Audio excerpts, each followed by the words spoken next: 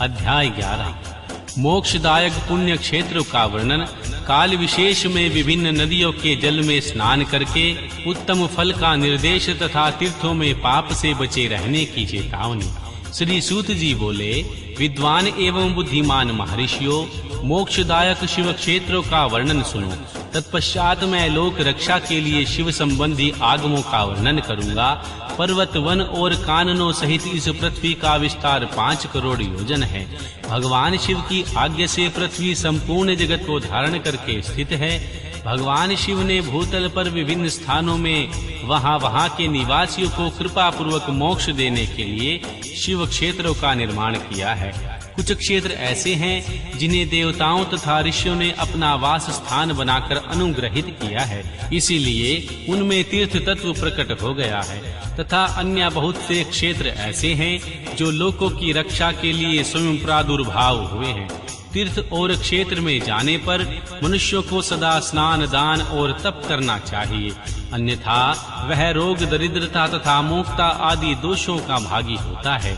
जो मनुष्य इस भारतवर्ष के भीतर मृत्यु को प्राप्त होता है, वह अपने पुण्य के फल से ब्रह्मलोक में वास करके पुण्य क्षय के पश्चात पुनः मनुष्य योनि में ही जन्म लेता है।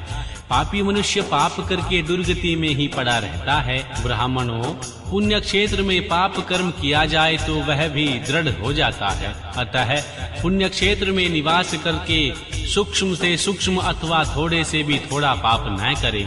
सिंधु और शतद्रु सतलज नदी के तट पर बहुत से पुण्य क्षेत्र हैं। सरस्वती नदी परम पवित्र और 60 मुख वाली कही गई है, अर्थात उसकी 60 धाराएं हैं। विद्वान पुरुष सरस्वती के उन धाराओं के तट पर निवास करे, वह क्रमशः ब्रह्म पद को प्राप्त कर लेता है। हिमालय पर्वत से निकली हुई पुण्य सलिला गंगा 100 मुख वाली नदी है। उसके तट पर काशी, प्रयाग आदि अनेक पुण्य क्षेत्र हैं। वहां मकर राशि के सूर्य होने पर गंगा की तटभूमि पहले से भी अधिक प्रशस्त और पुण्यदायक हो जाती है। सोनभद्र नदी की 10 धाराएं हैं। वह बृहस्पति के मकर राशि में आने पर अत्यंत पवित्र तथा अभिष्ट फल देने वाला हो जाता है। उस समय वहां स्नान और उपवास करने से विनायक पद की प्राप्ति होती है। पुण्य सलिला महानदी नर्मदा के 24 मुख स्रोत हैं। उनमें स्नान तथा उनके तट पर निवास करने से मनुष्य को वैष्णव पद की प्राप्ति होती है। तमसा के 12 तथा रेववा के 10 मुख हैं। परम पुण्यमयी गोदावरी के 21 मुख बताए गए हैं। वह ब्रहा हत्या तथा गोवध के पाप का भी नाश करने वाली एवं रुद्रलोक देने वाली है। कृष्णवेणी नदी का जल बड़ा पवित्र है। वह नदी समस्त पापों का नाश करने वाली है। उसके 18 मुख बताए गए हैं तथा वह विष्णु लोक प्रदान करने वाली तुंगभद्रा के 10 मुख हैं। वह ब्रह्मलोक देने वाली है। पुण्य सलिला सुवर्ण मुखरी के 9 मुख कहे गए हैं। ब्रह्मलोक से लौटे हुए जीव उसी के तट पर जन्म लेते हैं। सरस्वती नदी, पंपा सरोवर, कन्याकुमारी, अंतरीप तथा शुभ कारक श्वेत नदी, ये सभी पुण्य क्षेत्र हैं। इनके तट पर निवास करने से इंद्रलोक की प्राप्ति होती है। सहा पर्वत से निकली हुई महानदी कावेरी परम पुण्यमयी है। उनके 27 मुख बताए गए हैं। वह संपूर्ण अभिष्ट वस्तुओं को देने वाली है। उसके तट स्वर्ग लोक की प्राप्ति कराने वाले तथा श्री ब्रह्मा और श्री विष्णु का पद देने वाले हैं।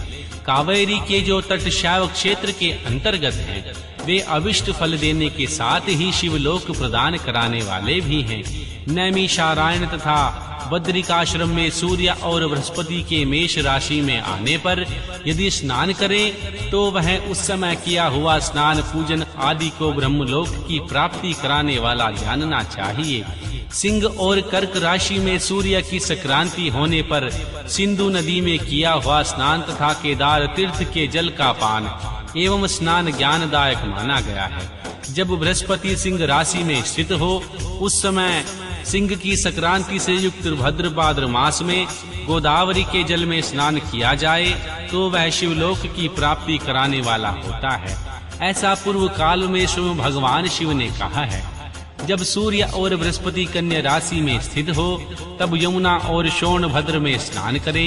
वह स्नान धर्मराज तथा श्री गणेश जी के लोक में महान भोग प्रदान कराने वाला होता है। यह महर्षियों की मान्यता है। जब सूर्य और बृहस्पति तुला राशि में स्थित हों, उस समय कावेरी नदी में स्नान करे। वह स्नान भगवान विष्णु के वचन की महिमा से संपूर्ण अभिष्ट वस्तुओं को देने वाला कहा गया है।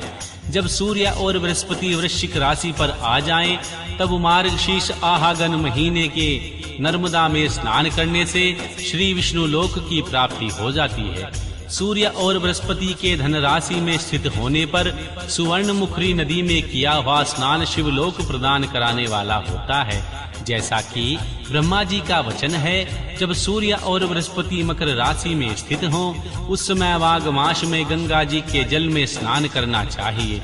श्री ब्रह्मा जी का कथन है, वहाँ स्नान शिवलोक की प्राप्ति कराने वाला होता है। शिवलोक के पश्चात श्री ब्रह्मा और भगवान विष्णु के स्थानों में सुख भोगने पर अंत में मनुष्य को ज्ञान की प्राप्ति हो जाती है।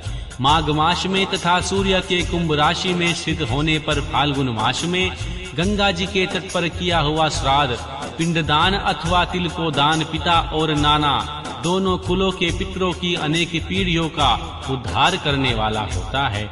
सूर्य और बृहस्पति जब मीन राशि में स्थित हों, तब कृष्णवेणी नदी में किए गए स्नान की ऋषियों ने प्रशंसा की है।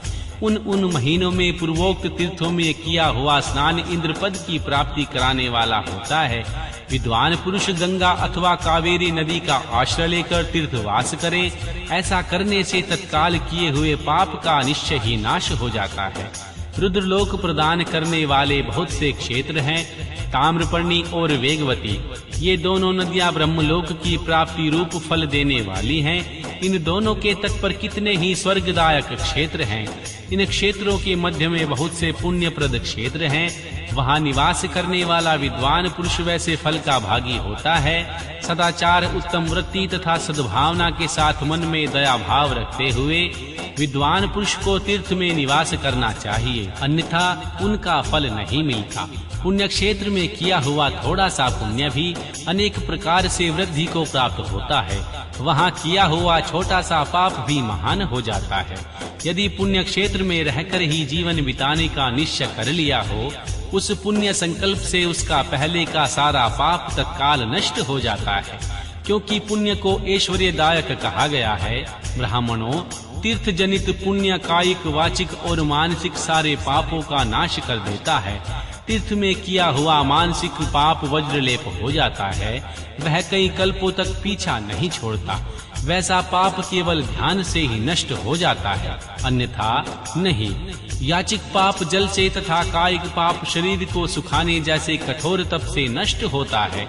अतः सुख चाहने वाले पुरुष को देवताओं की पूजा करते हुए और ब्राह्मणों को दान देते हुए पाप से बचकर ही तीर्थ में निवास करना चाहिए।